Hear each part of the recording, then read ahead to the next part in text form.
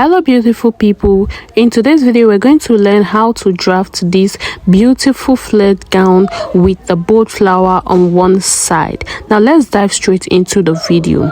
We are going to make use of shoulder 17, bust 50 and gown length 42. These are the three most important measurements when sewing a flared gown. You don't necessarily need the hip measurement because it's going to be a very flared gown.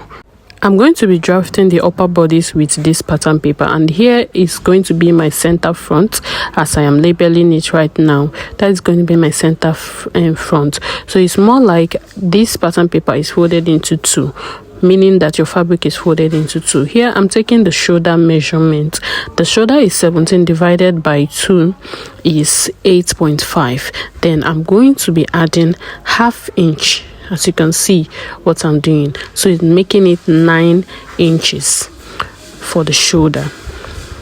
8.5 plus ½ inch. Now the same thing I took for the shoulder, that is what I am going to take here as my arm length. Okay, so I'm going to first of all remove ½ inch for the shoulder slope.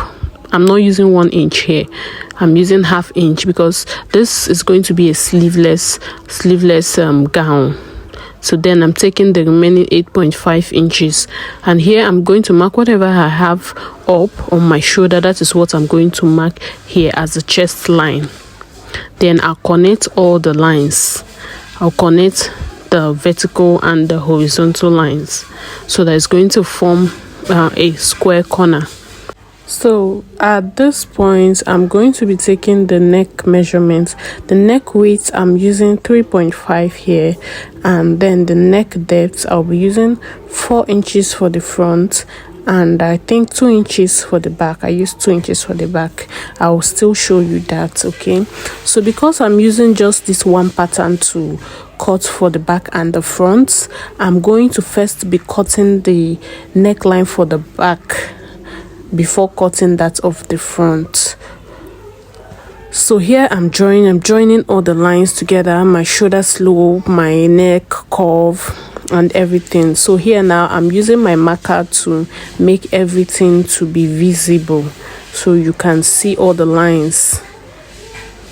Yeah, I don't have a curve ruler yet, so I'm using my free hands to do all of this. So at this point I'm going to take the midpoint. See the way I did it, the midpoint of this arm line. Then I'm going to come in by ½ inch.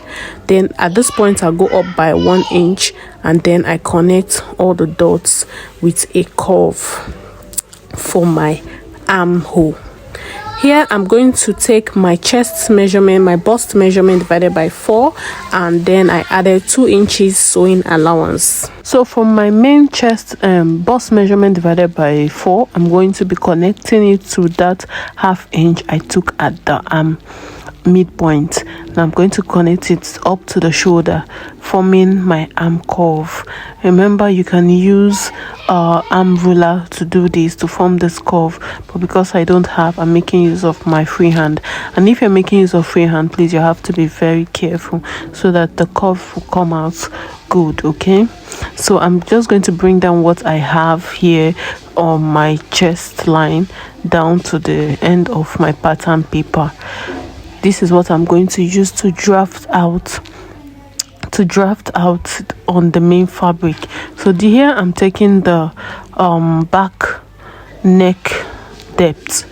I'm doing the back neck depth here. Remember I said I'm going to be using this one pattern paper to draft the front and the back. So here I'm cutting out all my excesses to get my basic bodice for this gown. First things first, this is the fabric I'm going to be working with. So here I'm folding my fabric into 4. Okay, you fold into 2 and then you fold into 4. Then the next thing I'm going to do is make sure that it aligns very well. Mind you, the length might not be enough. It might not be up to the 42 I want to use for this person. So I'm going to be adding a gathered flay at the bottom part. So I'm just going to be placing my pattern paper on it on one side of the angle. Just watch what I'm doing here. one side of the angle. Make sure that everything aligns very well. This is the easiest way you can achieve a full flared gown. This is the easiest way you can achieve a full flared gown. Here you just place the pattern paper.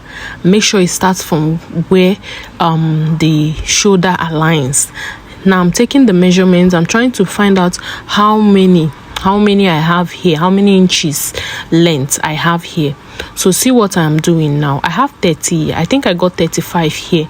So I'm going to mark it down, and it means that I'm going to be subtracting 35 from the 42 inches length I'm supposed to use. So whatever I have, I will add 1.5 inches to it, so that I'm going to use it to turn the down and also attach at the bottom of this flare. Just watch what I'm doing. So you see the side, I just mark it down. You can decide to use the whole flare. You can decide to use the whole flare.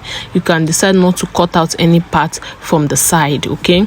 But I decided to cut the some part from the side, so that because I don't want it to be too flare from the upper body. I want it to be flare from from the downside, okay?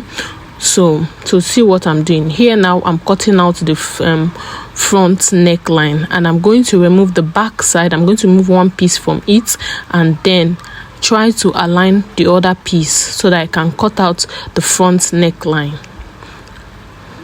Just watch what I'm doing here. So the next thing I'm going to do is I'm going to be cutting facing for this gown, for both the front and the back. I'll be using the fabric, the pieces that came out from the main cutting. I'll be using part of it to cut the facing. Just watch what I'm doing here. This is what I'll be using for my facing. Remember I said this gown is a sleeveless gown. So this is for the back. So I'll bring the next one for the front. The same thing I did for the back, that is what I'll repeat for the front. Make sure everything aligns properly.